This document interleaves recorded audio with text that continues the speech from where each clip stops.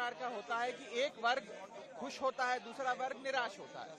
लेकिन ये कमाल का बजट इजाद किया गया है जिसमें लगभग इस देश का हर वर्ग निराश हुआ है, मात्र दो व्यक्तियों को छोड़ के, नीतीश कुमार और चंद्रबाबू नायडू। मैं पूछना चाहता हूं कि वो राज्य जिन्होंने अभूतपूर्व समर्थन भाजपा को दिया, अपने राज्यों की लगभग सारी सीटें दे दी, जैसे कि दिल्ली है, गुजरात है, उड़ीसा है, हिमाचल प्रदेश है, झारखंड, छत्तीसगढ़ है, मध्य प्रदेश है, इन राज्यों को क्या मिला इस बजट में? इन राज्यों को कुछ नहीं मिला। और जिन राज्यों ने भाजपा को इतना समर्थन नहीं दिया, या जिन राज्यों के समर्थन से सरकार मुश्किल से चल पा रही है, जैसे कि बिहार और आंध्रा, उनको सब कुछ लुटा दिया गया। तो इससे तो यही सार मिलता है कि जो राज्य भाजपा को कम वोट देता है उसे ज्यादा दिया जाएगा, तो आगे के लिए सीख ले लीजिए।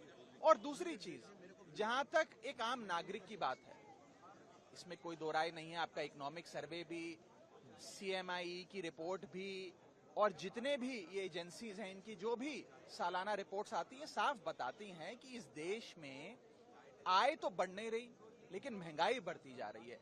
अगर आय महंगाई के अनुसार नहीं बढ़ेगी तो इस देश का हर नागरिक एक महीने से गरीब होता जा रहा है। और उसके ऊपर निवेश करने वाली जो एक बहुत बड़ी तादाद थी इस देश में, उसको लाचारी के कागार पे लाकर सरकार ने खड़ा कर दिया, जिसमें सबसे बड़ा, मैं कहूंगा, बॉडी ब्लो इस देश के इन्वेस्टर्स को दिया गया है, वो है इंडेक्सेशन की। जो लाभ आपको दिया जाता था वो आपसे छीन लिया। इंडेक्सेशन छीनना इन्वेस्टर्स पे टैक्स लगाना नहीं, इन्वेस्टर्स को पीनलाइज करने जैसा है। आप इंडेक्सेशन रिमूव करके एक महीने में इन्फ्लेशन पे भी टैक्स ले रहे हैं। यानी कि आज तक आप खाने की कोई वस्तु खरीदें, कोई सुविधा खरीदें या इनकम कमाएं, उस पर तो टैक्स देते थे। अब आप महंगाई, जो इन्फ्लेशन बढ़ रही है, उस पर भी टैक्स दे रहे हैं, क्योंकि आपसे इंडेक्सेशन की जो एक लाभ आपको दिया गया था वो आपसे सरकार ने छीन लिया है। तो कुल मिलाकर इस बजट ने लगभग हर तबके को नाराज किया है। सर, दिल्ली के हिस्से में क्या है? दिल्ली के हिस्से में खास तौर पे, दिल्ली वो राज्य जो शेयर इन सेंट्रल टैक्सेस में लाखों करोड़ों रुपए केंद्र सरकार के खजाने में जमा कराता है, दिल्ली वाले जमा कराते हैं, उनका शेयर इन सेंट्रल टैक्सेस जो उन्हें मिलना चाहिए, उसके लिए कुछ भी नहीं मिला। वो 20 साल से जितनी राशि मिलती थी, करीब 350-400 करोड़ मिलती है, बस उतनी ही मिलती है।